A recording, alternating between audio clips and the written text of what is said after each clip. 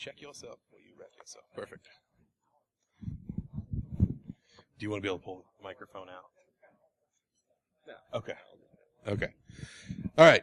Our next speaker, Benjamin Brown, currently works on darknet research, threat intelligence, incident response, and adversarial resilience for Ed. It's my boss. Yes, Renee?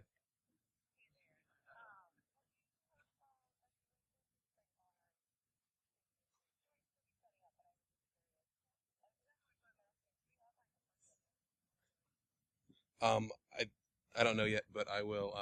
I'm doing the intro for Benjamin Brown. I'll call you back. Uh-huh. All right, bye. I'm going to give her shit later. No, that's fine. Okay. I answer when she calls. All right. Benjamin Brown currently works on darknet research, threat intelligence, incident response, and adversarial resilience at Akamai Technologies.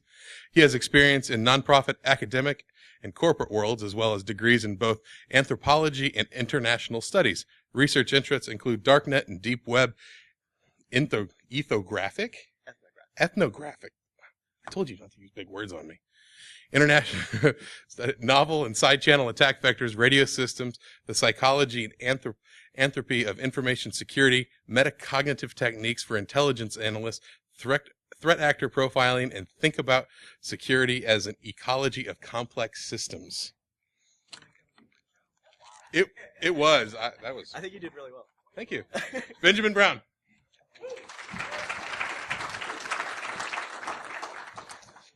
All right. So as you mentioned, I do work for Akamai Technologies, and there I do focus mostly on darknet and cybercrime research, but I also do security incident response, both internally at the company and for our customers.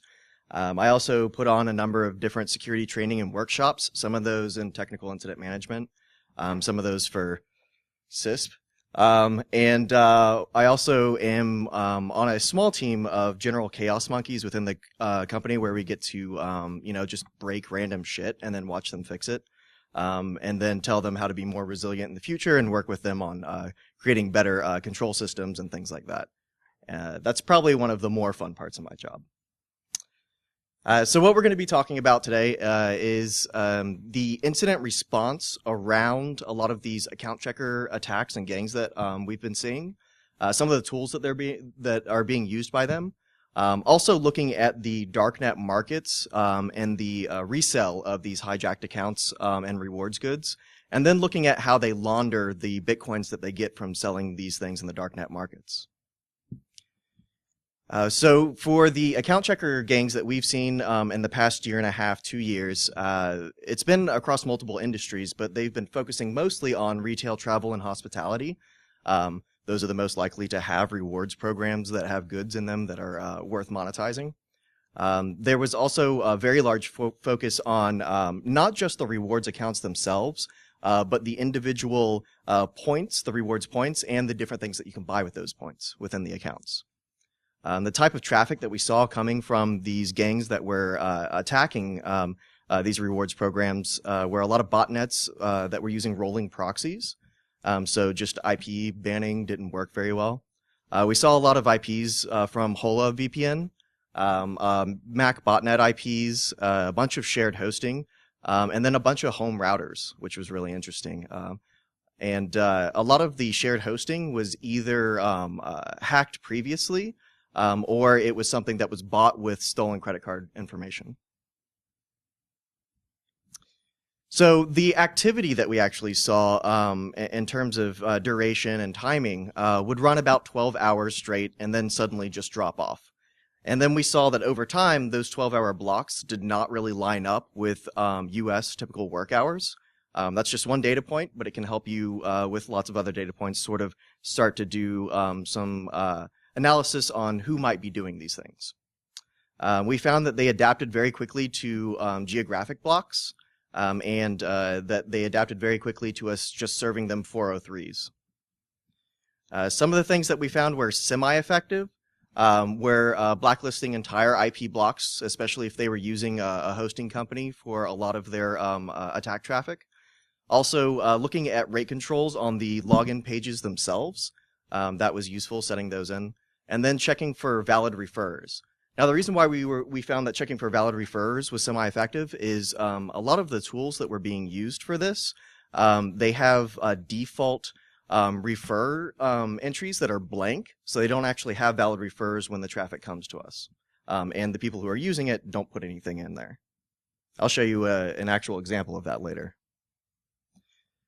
So during our incident response to these attacks, some of the things that we found were super effective. We're adding an additional step to logging in where they had to know an extra piece of information like the last name or something like that. Not only would that give us a chance that they didn't know that information, but it would screw up a lot of their automated scripts and programs for what the page was supposed to look like on login. Also, looking at mobile login pages and APIs, we found that a lot of the logic in those was much weaker than in the main desktop website login page. So taking care of that business logic and hardening that made a big difference. We also found, interestingly enough, that there were a lot of legacy login paths that the companies themselves didn't know still existed. So that was cute. So getting rid of those made a big difference too. And then instead of actually blocking the traffic from people that we had fingerprinted as being account checker gangs, we started tar pitting them or long routing their traffic so it would just take forever without timing out. And that made them really angry. That was great. You could actually go into the forums where a lot of them talk and see them pissing and moaning about it. It was great. Also, this one was really clever that a member of my team came up with is instead of actually having them either get blocked or land on a page that says you have used the incorrect credentials, whenever we found that people we had fingerprinted as being attackers would come to our login page, we would start serving them for some customers a fake "you've been successfully logged in" page if we knew that the credentials they were using were incorrect. And why would we do this? Because then they would start going to the next set of credentials and the next set of credentials, and their entire database of which credentials are accurate and which are not got completely fucked up. So that was a lot of fun. And some of the stuff that we see going forward on the cutting edge of dealing with these account checker gangs, proactively resetting logins found in other companies' dumps. That's been great. We've been seeing companies like Netflix, Facebook, and Reddit do this within just the past couple weeks.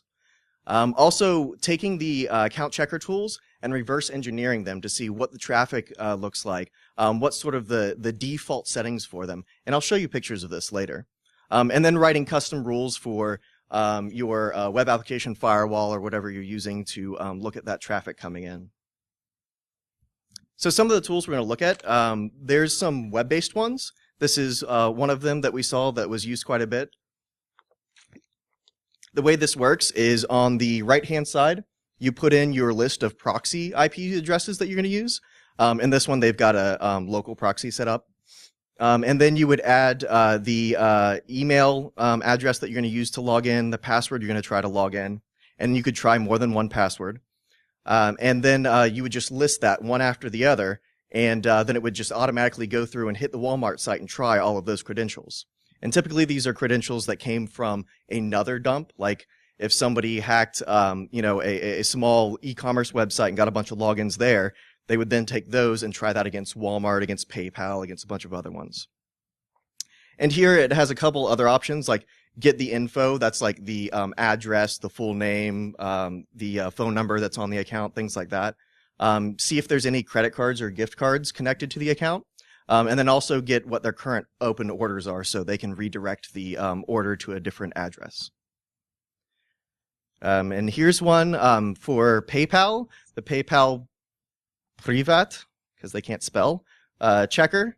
And this one, again, has a lot of the same information. Get the check if there's a credit card attached to the PayPal account, if there's a bank card attached, get the personal info, see what they've recently paid, and then also get the phone number information. And here's one that you actually download to your local machine if you're an idiot. This one's for Netflix, and it tells you which ones are working, which ones are not working. It's pretty simple. It doesn't have any sort of proxy feature, so you're doing it from your own IP address. Good luck with that. Here's another one you download that is Definitely backdoored. I checked. And it does phone out to a couple of other command and control servers.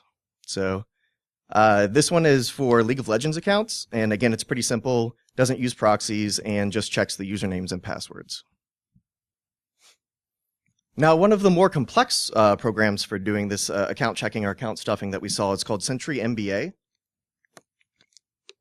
So this one has some neat features in it. It does batch proxy support. It also has a proxy debugger to make sure that your proxies are actually working and your IP is hidden.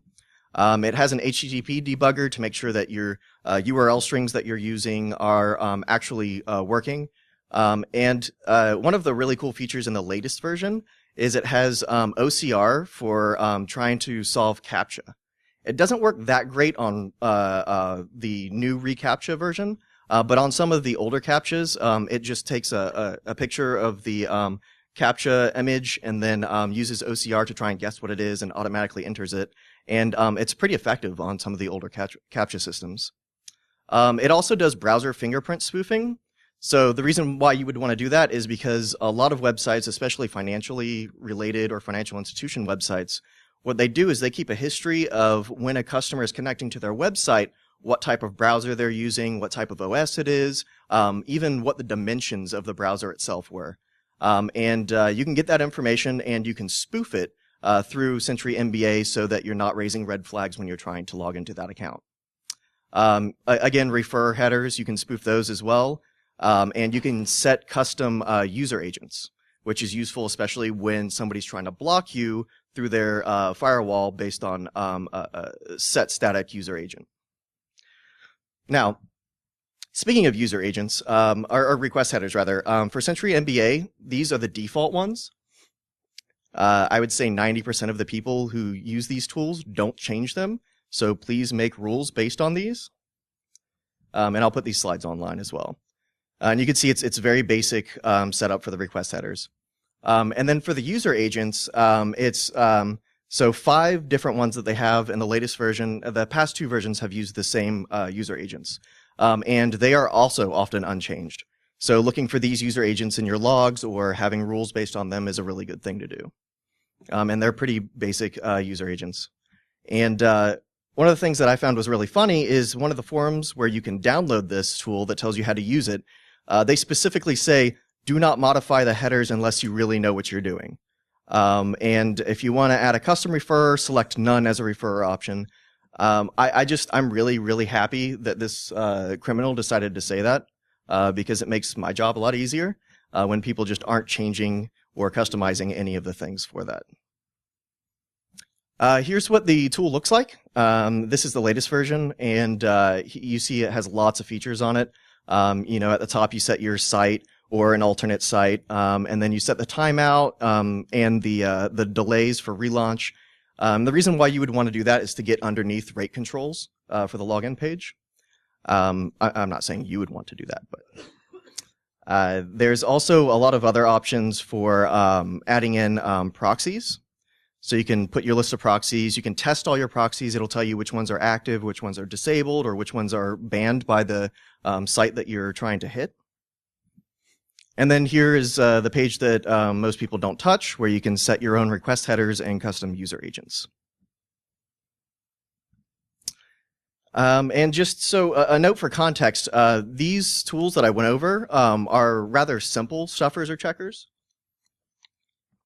When you start looking at state-backed actors and organized crime, they have a lot of customized software, and it's much more sophisticated and leverages larger botnets and private proxies instead of public proxies.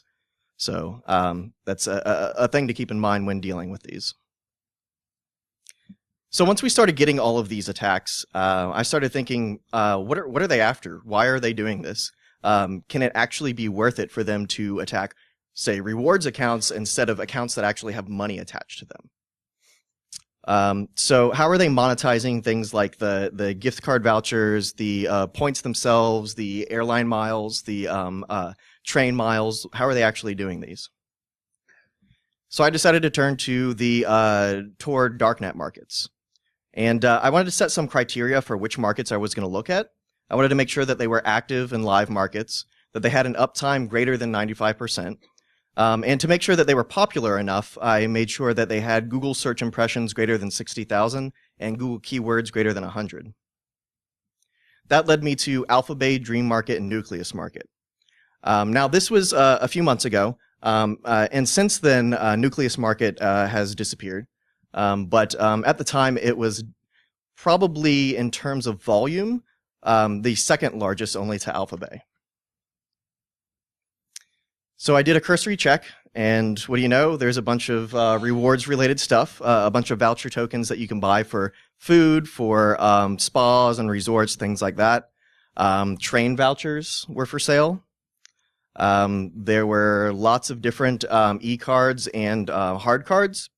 Which was interesting to me was that there were a lot of Whole Foods Market cards. Like, these people just loved Whole Foods. I thought that was hilarious. There were a lot of GameStop Power Rewards points for sale. Very tempting. They also had air miles for transfer. And you notice how the air miles for transfer that are for sale there are specifically for non-US based companies. And I'll talk about why a little later. So, in giving you some numbers for context, in these three darknet Tor markets, under digital goods in all, these are accounts for sale, malware for sale, e-gift cards, there were 14,183 different listings. For frauds goods for sale, this is credit card numbers, bank drops, and personally identifiable information packets, 15,426 different items for sale. So let's break those down into rewards account specific stuff. So for just the logins to these rewards accounts themselves, there were 20 different listings across 7 vendors, resulting in 2,014 sales. That's 2,014 different accounts that were sold. For the vouchers, e-vouchers, and gift cards that are attached to these accounts, there were 54 different listings across 13 unique vendors, resulting in 3,136 sales. Now, this is interesting. For the rewards points themselves, like the GameStop rewards or travel miles or hotel rewards points, there were only 3 different listings across 3 unique vendors, but there was a total of 698 sales. So not only did they have the market cornered, but they're making tons of sales relative to the other categories. Now, as I mentioned earlier, air miles was a little surprising. There were only 4 listings across 4 unique vendors, and it was only resulted in 100 sales. And I thought to myself, why is this? Yeah, I'll say that in just a little bit. Yeah. And so the reason this is because within the past 3 years especially, a lot of the US-based airlines have really tightened down their restrictions for how you transfer points. Some of them go so far as to say you can only transfer points to next of kin, or if there's been a death or something extreme like that, and they make it very difficult for you to not only transfer them, but prove you are the owner of the account. So that's really cut down on this sort of fraud. Now, the next category is the one that really blew me out of the water.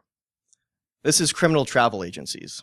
Now, what criminal travel agencies do is they offer this travel package for you where they'll set up your hotel, your airfare, your car rental, your cruise, your train ride, all of that using hijacked or stolen accounts.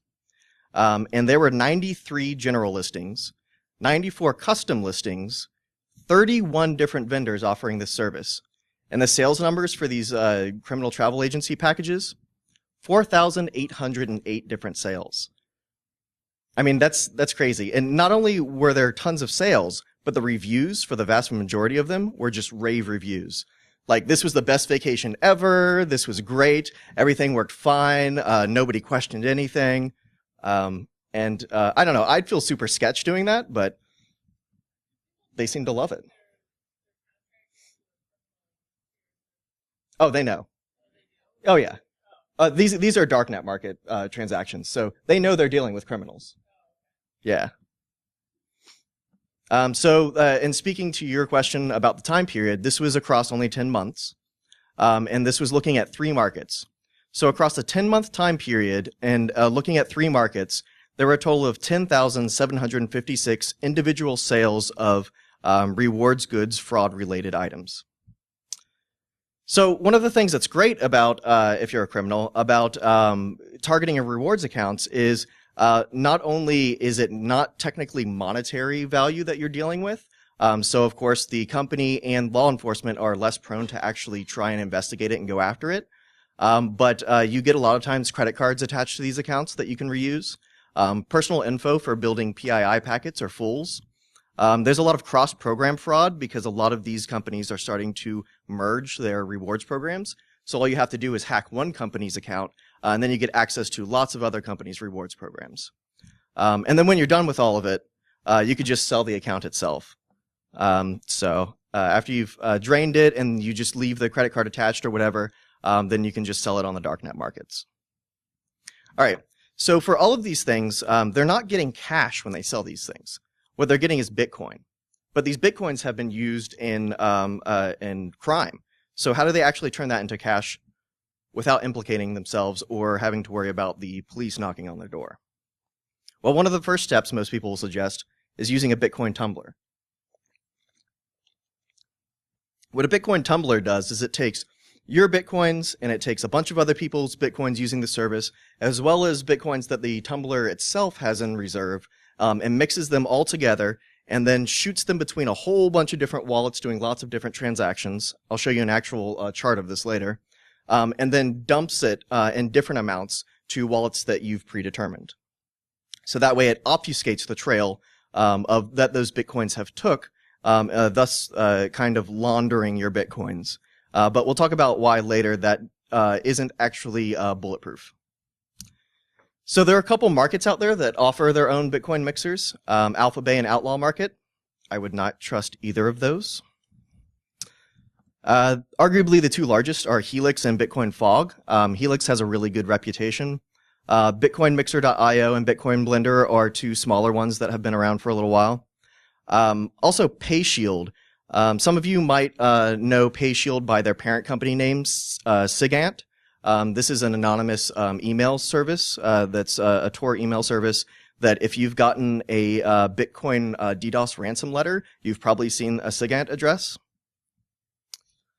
So Helix, the one that's the most popular, this is what some of the options are for it. What you do is you get an ID for your specific transaction. You can tell it to add a random delay and send multiple transactions. Why those are not on by default just blows my mind. And what that does is it makes it harder to trace, because if there's no delay between you sending to the tumbler and it's only sending one transaction in and one transaction out, it's very easy for somebody who does Bitcoin or blockchain forensics to say, hey, this is pretty easy, a one-to-one correlation. There's a new kid on the block, BitCloak, that offers some interesting services that the other ones do not. Some of the services that they offer is, this is really clever, and I don't know why nobody did this before, but they randomly set the service fees. Why is this important?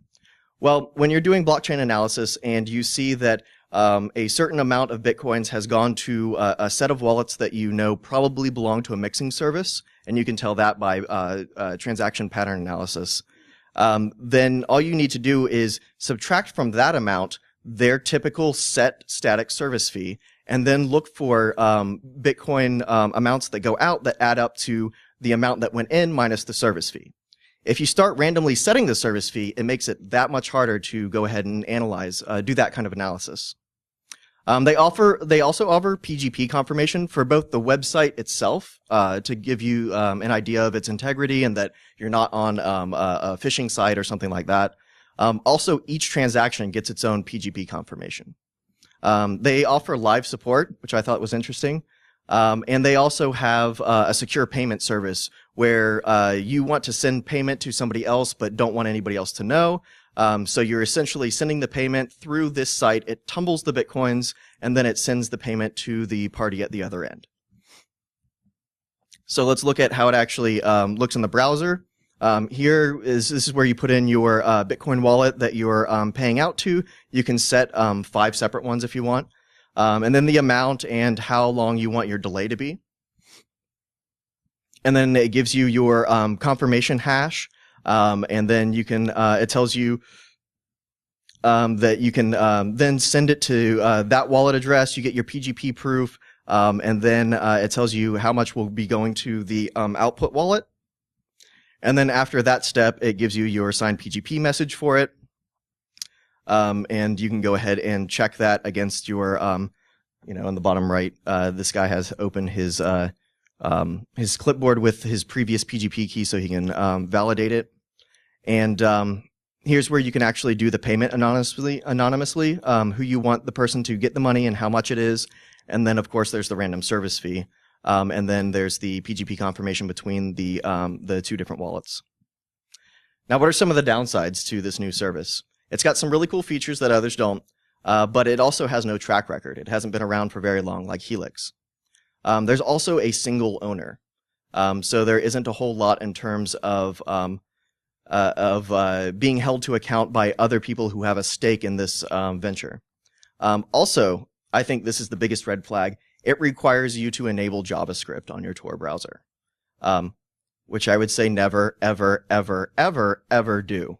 There are lots and lots of ways to uncover who you are, where you're coming from, and what you're doing through your browser if you have JavaScript enabled.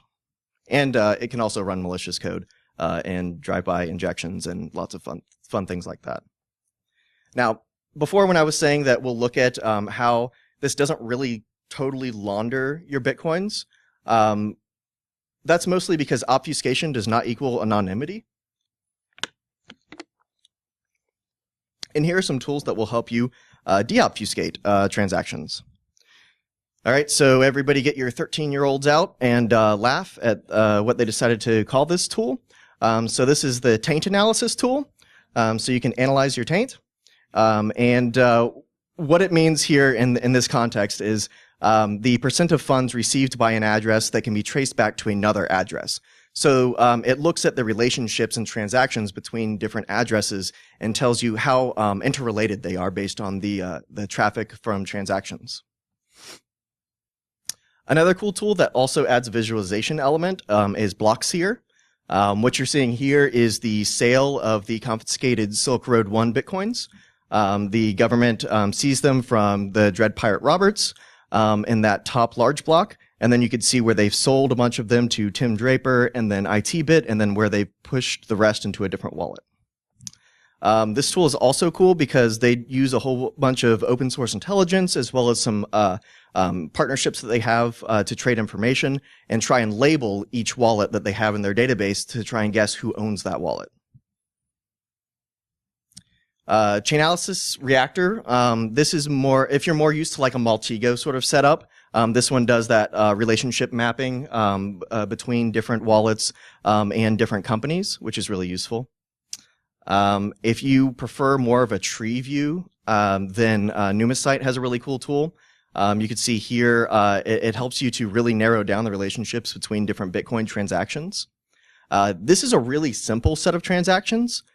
Before, when I was talking about Bitcoin tumbling, so this is one of 3 different pages long of this sort of thing. This is one Helix tumbling transaction session. So you could see that at the very top, Helix has opened up a ton of different wallets and are just shifting Bitcoins between them and then moving them down to the secondary, tertiary, and lower level wallets as well. And while it is very, very hard to trace, especially in this tree view, it makes it much easier to look at the ins and outs of the tumbling service, because this is all public. Bitcoin uses a public a blockchain ledger, so every transaction is open to everybody to see. There are a lot of other people that are doing Bitcoin tracing research, much smarter people than I. Chin Zhao at Iowa State, his graph-based forensic investigation of Bitcoin transactions is a really cool paper. BitIodine is a tool that is being put together by a couple of guys in Italy for doing Bitcoin transaction analysis. And their paper on extracting intelligence from the Bitcoin network is really nice. The 2 coolest papers that I've seen lately is Dan O'Farron, who also wrote that tree view Numisite tool. His preliminary guide for Bitcoin transaction patterns is really, really useful in getting an idea of what the typical Bitcoin network transactions actually look like and what the different types of splits and merges are. And then once you do that, it makes it a lot easier to do overall analysis. And then I'm a total fanboy for Sarah Meiklejohn's work. She's amazing. Her Fistful of Bitcoins, Characterizing Payments Among Men with No Names, focuses a lot more on statistical analysis over time of Bitcoin transactions and wallets. And she's just recently updated this paper with a lot more information, and I would suggest everyone to go out and check that out. So as a criminal, if you actually understand how the Bitcoin network works and how these transactions work, you're probably thinking to yourself, well, shit, how do I actually hide what I'm doing and get money from my Bitcoins? Am I just totally screwed? Well, some people are trying to solve this. One of the probably forerunners for how to solve this problem of having a public ledger is stealth transactions. And what it is, it's an augmented Diffie-Hellman implementation. And I'll give you an idea of how it works using colors instead of actual private keys. So Ben and Matt publicly agreed to exchange the color yellow. Matt's private key is blue, Ben's private key is red, and they want to share between themselves the color yellow. Now, they and anyone else listening, friendly three-letter agencies that are looking out for us, listening on the pipeline can see that, so everyone here knows that the color yellow is being traded between these two. So Matt and Ben can now mix their private color with that shared color, yellow, creating a new unique color mixture. So now that Matt has shared his private key and Ben has shared his private key, Matt is now getting green and Ben is now getting orange out of that mixture. Now, of course, since they've done this all over the wire, the new colors exchange can be observed by any third-party listeners. So it's not quite stealthy or completely closed down yet. What can they do? Well, looking at the combinations that they have, and Matt and Ben knowing they still have their private keys that are unique that the third-party listener does not have access to, they can then mix their private keys with the color mixture from the other transactions, and it will be the same color for Matt and Ben, but not for the third-party listener. So let's break this down. Given these sets of transactions of colors, Matt's final colors will be blue, yellow, and red. Ben's final colors will be red, yellow, and blue. Of course, since red and blue are only switched on either side of yellow, that will still equal the exact same color when mixed together, right? Now the observer is left with yellow, blue, yellow, red, and yellow, or yellow, green, and orange, which does not equal the same color as blue, yellow, red, or red, yellow, blue. So now we're left with a shared color secret between Matt and Ben that the third-party observer does not have access to. So who's actually implementing this? Who's using this Diffie-Hellman approach? Dark Wallet is a new startup that is putting in stealth transactions, multi-signature cooperative wallets. That's mostly used for setting up an underground market or something like that. Also escrow, so you have a third-party safety net for your transactions. And they're also adding another sort of obfuscation method called coin join mixing. What is coin join mixing? Well, a typical Bitcoin transaction. In a single transaction block, it looks like you have two people on either side of the transaction. There has been a total of 20 Bitcoins going in for the transaction. Ted is getting 15 out, and then Bob gets the remaining 5. And transaction 2, happening at the same time, but also a separate transaction, there are 10 Bitcoins going in. Alice is getting 2 out of that, and Carol is getting 8 out of that. Now, what happens if, instead of having separate, easily traceable blocks, we just merge those blocks together into a single transaction that shows up in the ledger? Well, what happens is we see that there have been 30 Bitcoins that go in, 15 go to Ted, 5 go to Bob, 8 go to Carol, and 2 go to Alice, but we have no real idea of the provenance of this transaction. And it makes it a lot harder to trace between these 4 who's actually involved with who. Ted could be involved with Alice. Carol could be involved with Bob. We don't know. So what are some of the issues with this? Well, most of the services that do coin join mixing are centralized. So if the service gets popped, then somebody can just sit on the wire and watch all of these transactions in real time and be able to easily deobfuscate them. It's also susceptible to statistical analysis. In fact, there's a handy tool for doing just that.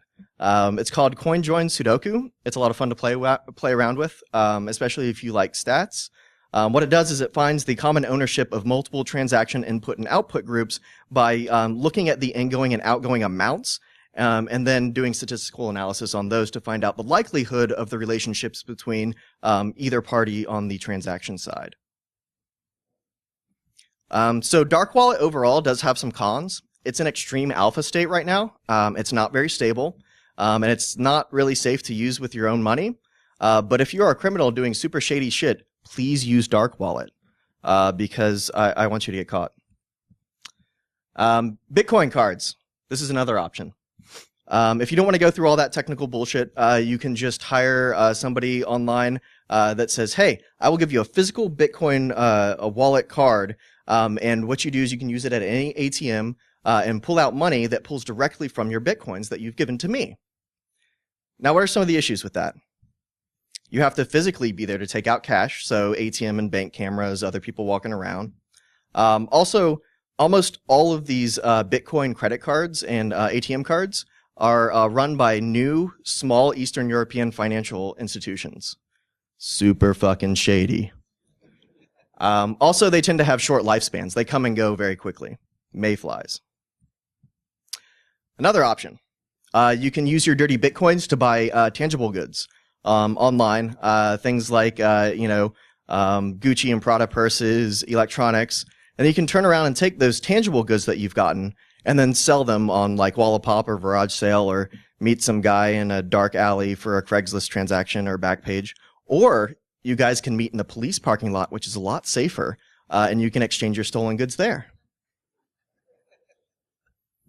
Some of the other things you can do with your dirty Bitcoins is you can buy precious metals. Those are pretty liquid.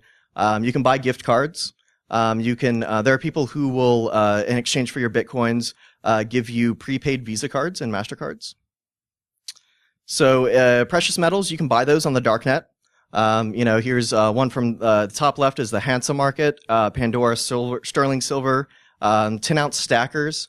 This one at the bottom is really wants you to know that it's real. Real verified, 99.99% pure. Not fake. But of course, right next to these offerings are, oh hey, fake. Counterfeit, fake gold bullion, fake tungsten filled. So I wouldn't trust any of those. Not even the one that says it's tungsten filled. But within the past probably 6 months, some of the legitimate resellers of precious metals, Amagi and JM Bullion being arguably the largest, have started accepting Bitcoin directly. So there's that.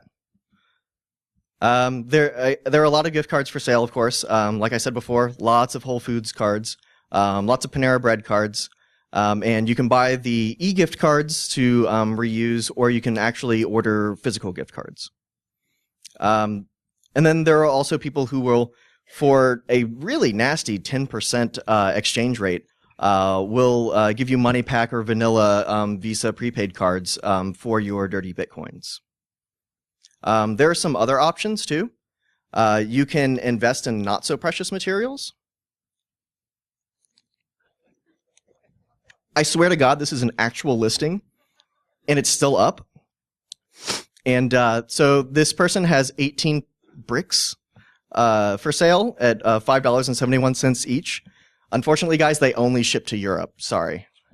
So if you wanted to convert your dirty Bitcoins into bricks, you could do that.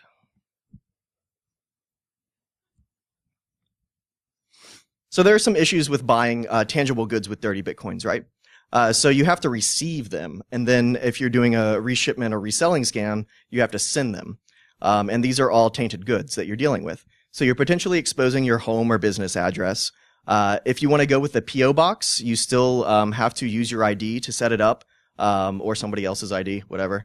There's also cameras and employees that you have to deal with when you go to pick up stuff at the P.O. box. And P.O. boxes, cops will sit at and try to do controlled deliveries. If you try to use an abandoned drop, This is like where somebody has abandoned their business or their home, or you know that they've just moved out or something like that. Some people like to use that for picking up illicit goods, but you don't know if the goods will actually be delivered there. It's abandoned. So there could be a mail forwarding set up, or the post office that drives up and sees there's weeds growing all over the house will be like, the fuck, nobody lives here, and just not deliver anything. Within all of these, you have to worry about controlled deliveries.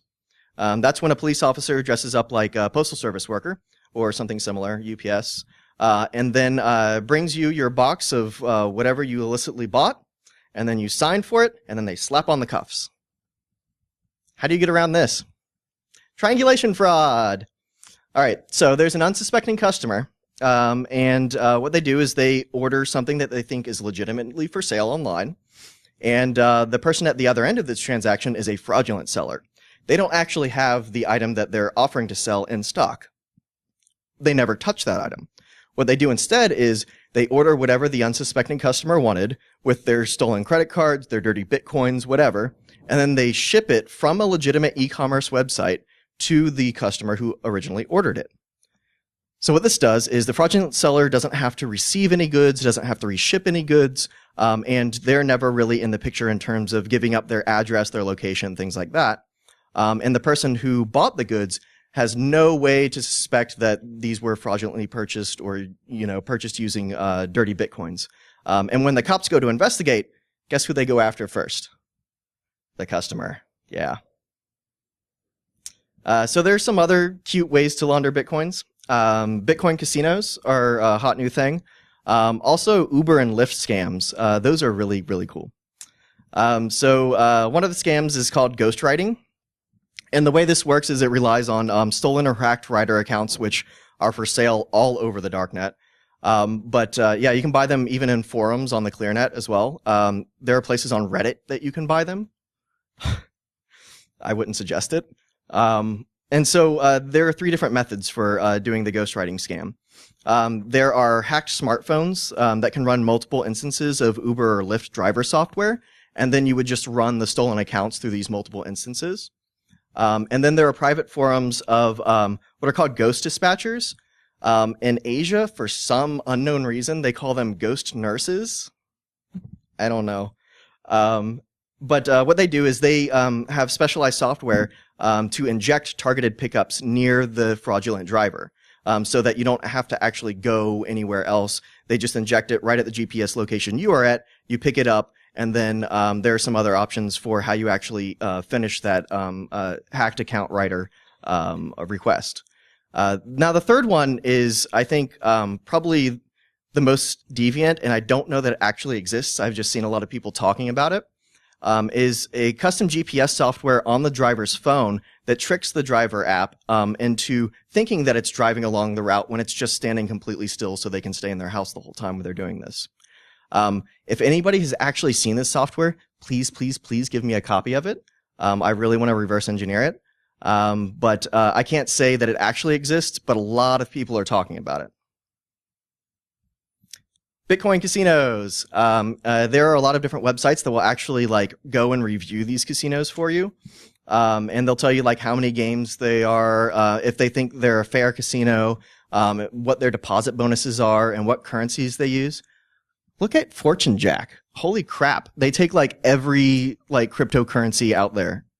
It's amazing. And all of those are still legit cryptocurrencies too. Oh, there's Dash.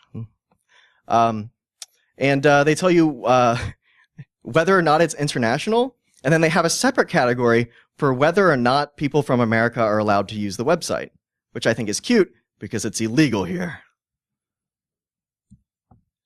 So you take your dirty bitcoins, you deposit them into e-chips, you do some low-risk gambling, and then you take your bitcoins out. So why would that clean your bitcoins at all? Because it works like a tumbling service, and that your bitcoins being used to buy these e-chips are mixed in their Bitcoin reserve with a whole bunch of other people's. And then when you get bitcoins out, you're not going to get your exact same bitcoins. What are some of the issues? Well, local laws may equal more crimes. Not only are you laundering money, but now you're illegally gambling online. Good job. Also, there are casino exit scams that are known to happen. What's an exit scam? Well, it's when somebody gets a lot of other people's bitcoins to be rendered for a service and then disappears. So also low volume equals high traceability for these. If it's a Bitcoin casino that doesn't do very much business or doesn't have very large Bitcoin reserves, it's very easy to trace Bitcoins out in and Bitcoins out for transactions. Also, the wagering requirements for withdrawal are sometimes ridiculous. Like, you have to wager 90% of what you deposited in order to withdraw anything, which means you're probably not going to get very much money out. One of the other really clever ways of laundering that I saw was ATM runners. So you would take your dirty Bitcoins and you would give them to either an individual or a business that offers this laundering service. And they have an account tied to a bank account tied to Circle or Coinbase or Zappo or one of the other exchanges. Then what happens is the bank account that's tied to these, that's getting the cash from the Bitcoin exchanges, then they'll phone a bunch of different runners all across the world, sometimes just the country, and they'll go to the ATMs the second that the money hits the bank account. And then the ATM runners will get all the cash out, and then they'll mail them to you. They'll mail you the cash via USPS. So, yeah. Another cute scam I saw was using freelance websites that offer Bitcoin, both intake and payout. XBT, Freelancer, Coinality, and CryptoGrind are three of the large ones out there. What you can do is you set up accounts as both a freelance hiring agent and a freelance offering agent. So you're saying, hey, I need work as a freelance, and you also say, hey, I got work for freelancers, and then you just send Bitcoins through the website to yourself. You can also do something very similar with web shops. Square, Etsy, Stripe, Shopify, and Braintree all take Bitcoin. And you can set up, I don't know, a web shop that offers over-the-internet Reiki healing, whatever. And then you can be both the customer and the purveyor of that service and throw your Bitcoins through these companies. Now, some of the guides that I saw for Bitcoin laundering scams were bad. But the worst I saw were starting your own charity. And it was terrible because not only did they say that you can launder your Bitcoins this way, but lots of other people might give you their money as well. And you get bonus points for putting SSL locks all over your website because then it's super legit, right? There were also guides for starting your own church because people don't really question that as much. And starting your own political action committee. I thought that was hilarious. I kind of wanted to do that just to do it. Some of the companies that will take Bitcoin payments for charities: Chimp, IATS, PayPal Charity, Network for Good, and GiveWell. Like I said, that was just like, some of those guides were terrible. They were like, and this is how you make people feel really bad and give lots of money to your charity while you're laundering your money. And I just really, really wanted the option to smack people through the internet. So I know I don't have all of the account checker and rewards fraud related information and defensive strategies. I don't have all of the Bitcoin laundering strategies out there. So I would really, really love for you guys to tell me, which ones you've seen that I've missed. If you have any questions that you don't want to ask now, you can ask me there. If you just want to connect with me, you can do it there. Now I'm ready for questions and comments. Yeah.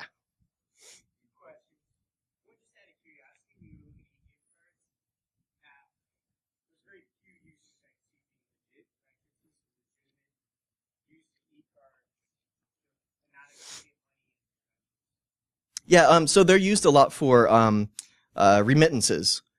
For people that don't want to do the large international bank wiring transactions and pay those fees and wait that time, they'll just ship back home e-gift cards. Yeah. Yes, because I was specifically looking at criminal organization areas. Yeah.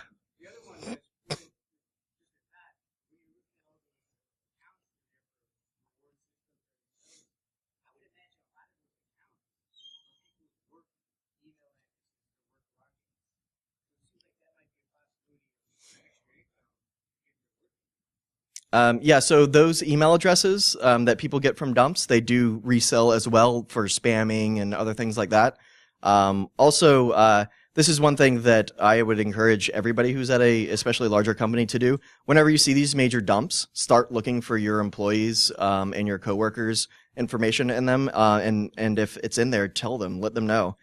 This is something that we're starting to do is also look at for our customers.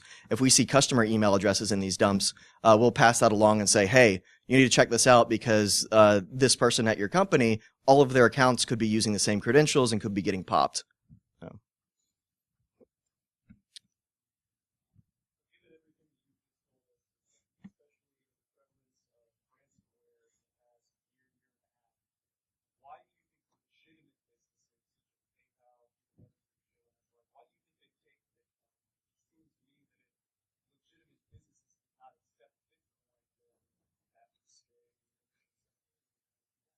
Yeah, so here's a thought experiment. What is the currency that is most used for terrorism and international crime? Right. So why don't we just ban the US dollar? I mean, it's the tool. It's not the tool that's the issue. It's the individual uses. There are also a lot of legitimate uses. Right now in South America, especially places like Argentina, the price of Bitcoin is way more stable than their currency. And so it makes their quality of life much better to be able to use that cryptocurrency than to use the actual currency by the state. Remittances for people who are working in different countries is another great use for it. People being able to give money to other people without having this sort of overarching, you need to provide all of this information about your personal self, and also we're really bad at keeping control of your personal information, so it's going to get popped at some point in time. People who have privacy concerns, people who are whistleblowers or who are journalists that want to either make transactions with people who are giving them information and do so without an oppressive regime being able to track that, something like that. There are a lot of legitimate uses, and the blockchain behind Bitcoin is even bigger. That's a whole nother talk, but financial institutions all over the world are looking into using that for other things. But again, if you want to look at the tool and how to actually stop some of the criminal uses of it, if you ban the use of the tool, they'll just find another tool. So, and then it's playing whack-a-mole. Oh, man. And as a researcher, when the US government shuts down a hacker forum, 10 more pop up and it makes it that much harder to research them. Please stop.